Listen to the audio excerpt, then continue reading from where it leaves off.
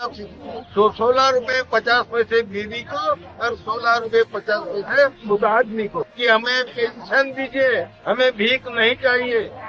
भीख उन्हें दो जिनका कॉन्ट्रीब्यूशन नहीं है। सीपीएस पेंशनरों के लिए कॉन्स्टिट्यूशन में 366/17 366/17 कलम के अंतर्गत 2014 को दिल्ली के लाल किले से पंतप्रधान ने जाहिर किया था कि आपने पेंशन नहीं मांगी, लेकिन भारतीय जनता पार्टी ने 1000 रुपए की पेंशन डिक्लेयर की।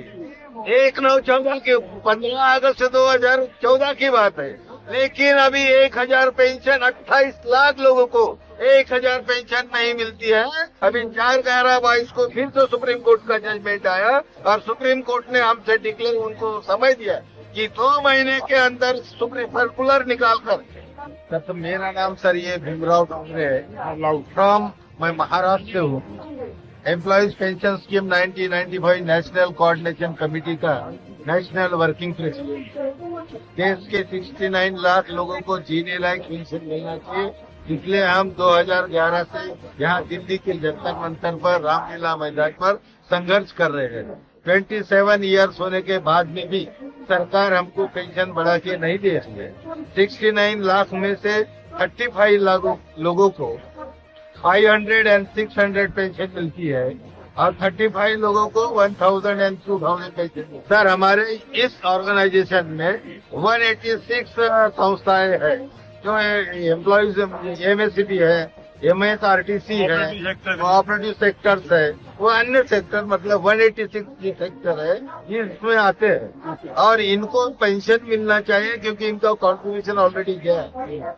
1995 से 417 रुपए कॉन्ट्रीब्यूशन गया, 2001 से उनका 517 रुपए कॉन्ट्रीब्यूशन गया, 1/9/14 से उनका 1250 रुपए कॉन्ट्रीब्यूशन किया और ये कॉन्ट्रीब्यूशन सरकार के पास में जमा है। आज के घटी समय सरकार के पास में उन्हीं के आरटीआई के मुताबिक हमको जो जानकारी प्राप्त हुई उसके अनुसार सरकार के पास में 5,93,000 करोड़ कॉर्पस जमा है और उसके ऊपर 35,000 करोड़ सरकार को इंटरेस्ट मिला और डिसबर्स करने के लिए सरकार को उन जो 69 लाख पेंशनर को डिसबर्स के लिए 30,000 करोड़ खर्चा आया और 15,000 करोड़ रुपए इंटरेस्ट में से बैलेंस है।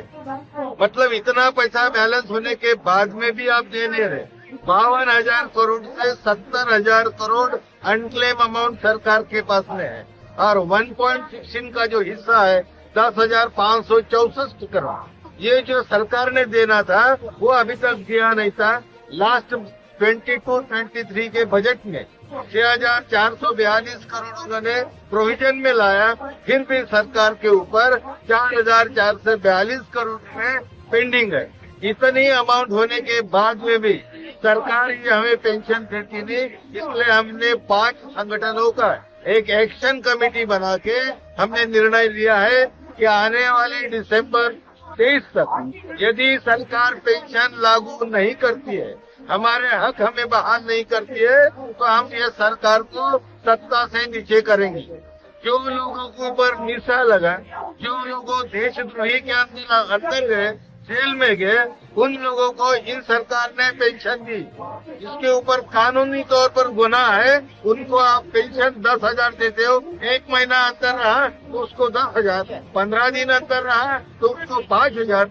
जिन्होंने 35 ईयर्स ऑर्गेनाइजेशन में काम किया, देश को महासत्ता बनाया, उस लोगों को आप भिखारी यानी 2 टाइम की रोजी रोटी नहीं मिलती। जेल में रहने वाले कैदी के ऊपर इस देश की सरकार 126 रुपीज पर डे खर्चा करती है और हमारे पेंशनरों के लिए 33 मतलब ₹16.50 बीवी को और ₹16.50 उस आदमी को, उसमें वो जी सकता है।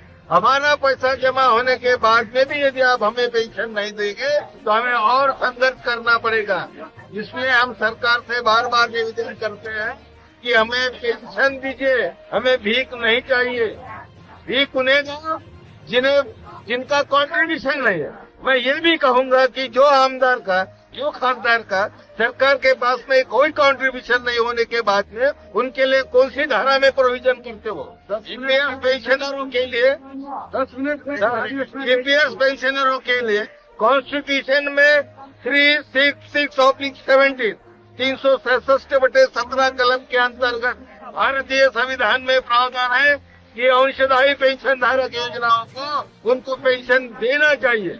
कॉन्स्टिट्यूशन में नमूद है, हमारा पैसा जमा है, फिर भी आप हमें पेंशन नहीं देते होंगे तो हमें संघर्ष करना पड़ेगा और संघर्ष से हम ऐसा तगड़ा करेंगे कि आपको जिस उंगली से जिताए थे उस उंगली से आपको हराएंगे। ये हम यहाँ पर आज के दिन जाहिर 2014 को दिल्ली के लाल किले से पंतप्रधान ने जाहिर किया था कि आपने पेंशन नहीं मांगी, लेकिन भारतीय जनता पार्टी ने 1000 रुपए की पेंशन डिक्लेयर की।